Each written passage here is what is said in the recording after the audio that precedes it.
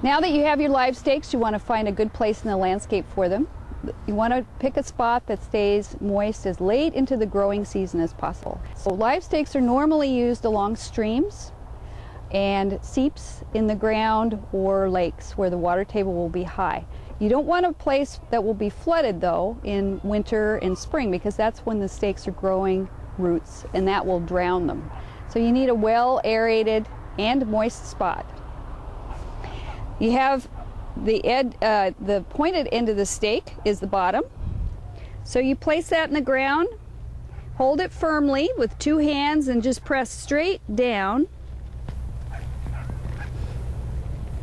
And this one isn't going too far into the ground. So what I'm going to do is use a piece of rebar and a sledgehammer to make a hole instead of pounding on the stake.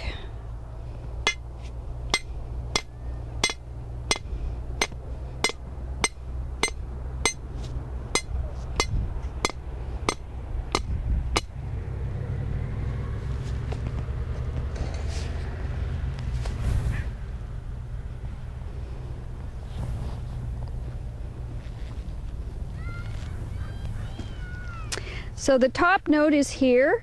The next node is right down here. We could go a little bit deeper if we could get it down there, but this will be okay because we've got at least 2 or 3 nodes below the ground, and that's where the roots are going to form.